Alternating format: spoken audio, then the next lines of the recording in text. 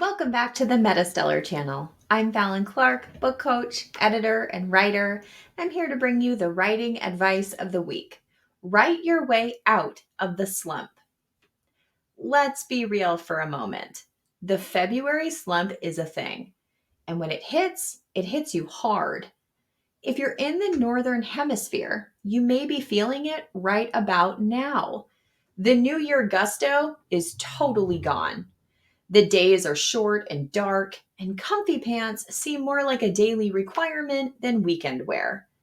And during February, making time to write can feel a little extra difficult. The sun sets early, and it feels a bit like Mother Earth herself is encouraging us to rest. But when you're already using limited time each day for your creative tasks, what can you do to prioritize writing? This week, Ryan Lands shared 7 tips for making time to write for a writer's path. And his article includes, you guessed it, 7 great reminders of how much time you do actually have to use during a given day. And while some of the tips presented are ones you've heard before, like setting goals, some of Lands's tips may be new to you. So check out the post and find out what resonates that you can start doing today. Now, you may be feeling the slump because you've stalled somewhere in your writing. If there's any possibility that your slumping or stalling is related to the fear of what comes next, or even if you think it can't possibly be fear, watch the 5-minute video on Write Better Fiction with Shirley Jump titled Do This to Conquer Your Biggest Fears as an Author and Keep Writing. The quick video is honestly like a pep talk from a favorite aunt who only wants you to succeed. So take the 5 minutes and watch it. And speaking of success, how certain are you that your story is properly focused? If you have worries about a meandering storyline or that you may be doing too many things at once for readers to follow, check out Jed Hearn's video, This One Sticky Note Will Save Your Fantasy Novel. This video is fewer than 20 minutes and focuses on the core of your story, its premise. Don't let the title of the video fool you, though. Hearn's advice is applicable no matter your story genre. And I loved his color-coded breakdown of writing a premise sentence to focus on the points that truly matter while paring down the nice-to-haves that are not essential. And as a bonus, the premise sentence will inform your blurb. If you're writing that blurb, grab Penny Sanseveri's article, Crafting a Book Blurb, 8 Tips to Entice Readers and Sell More Books for Author Marketing Experts Incorporated. But a story needs more than a premise. It needs a plot to tie together all those elements in the premise.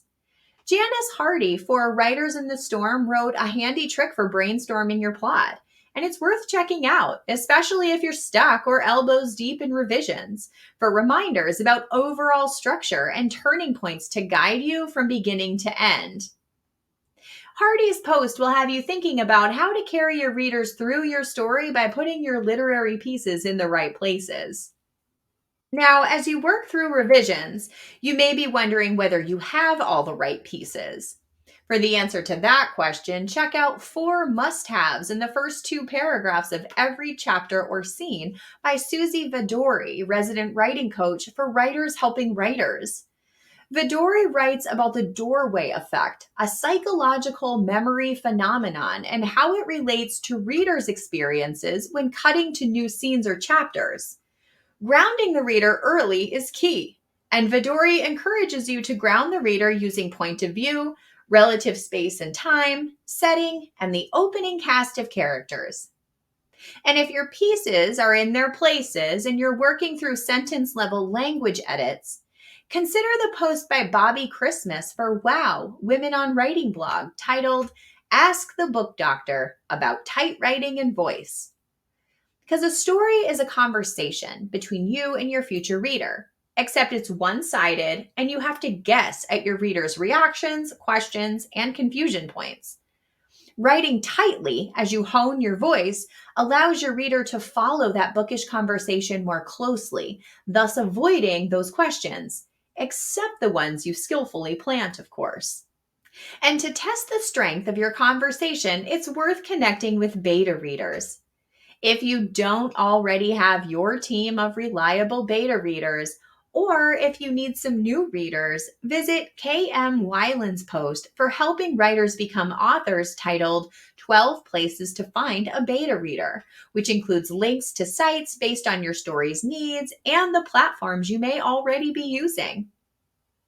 And as always, there were so many great nuggets of wisdom in this week's writing advice that I didn't have room for them all.